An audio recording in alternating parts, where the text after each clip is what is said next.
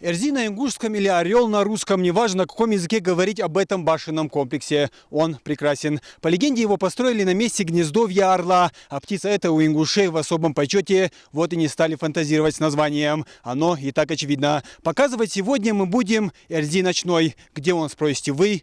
Так вот. Не смог удержаться от тренда ТикТока. Давайте подойдем поближе и посмотрим на это диковинное место.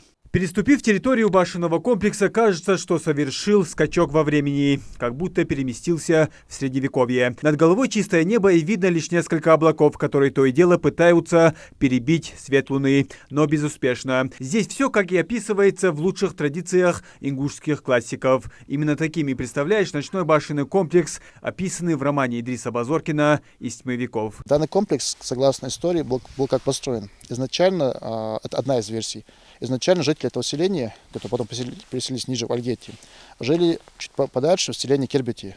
Но оно стоит на выходе с этого ущелья, которое уходит туда, ближе к границе с Грузией.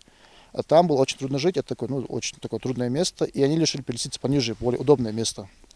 И согласно истории, они здесь, здесь тогда был лес, и здесь увидели гнездо орла. Орел во все времена для нашего народа является таким символом свободы, символом доблести, гордости, да, и как говорится у нас, да, что так же как орел, что над своей головой видит только небо, да, так же как орел. Башенный комплекс Эрзи состоит из 8 боевых, 2 полубоевых и 47 жилых башен. Это сейчас о нем говорят как о поселении, но в былые времена он был целым городом. Это один из самых крупных замковых комплексов Горной Ингушетии и самый большой в этой части Джейрахского района. Жители Эрзи славились храбростью воинов, были талантливыми зодчими. Отсюда один из самых известных строителей башен Янт. Здесь он и жил, и здесь похоронен, в этом могильнике. По тем временам, да, это был большой развитый город, который имел и заградительные стены, и вход, и развитую систему. Все было сделано для удобства, и также тогда все делалось для того, чтобы эффективно, насколько это было возможно, да, эффективно проводить оборону. Именно здесь скопление, очень большое скопление таких боевых башен. И поэтому вот очень любят и местные говорить, да, и туристы очень любят говорить, что это средневековый Манхэттен. Потому что именно здесь, на узком участке, то есть на небольшом участке скалы, да, вот от рога Столовой горы, были построены вот такие башни. Вот, и боевые, и жилые, и полубоевые, и так далее.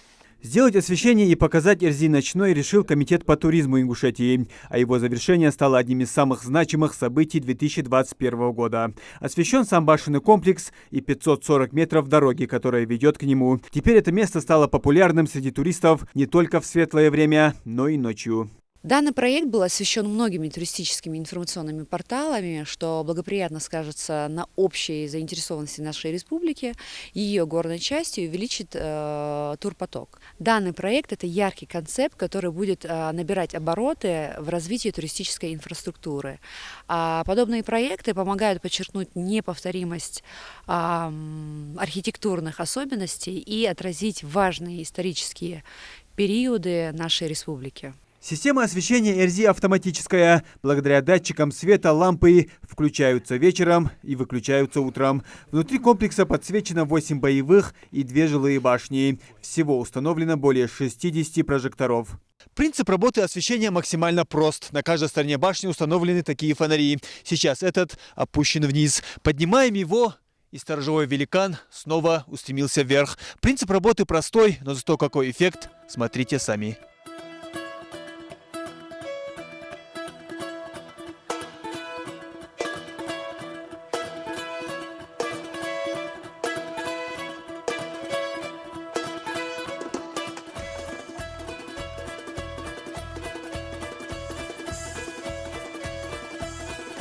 Эрзи сейчас можно назвать ласточкой. Так повелось называть тех, кто идет впереди. В 2022 году Комтуризм и администрация Джейрахского района планируют создать такое же освещение в башенных комплексах Байни и Хамишк. Муслим Ганиев, Мухаммед Белакиев. Новости 24.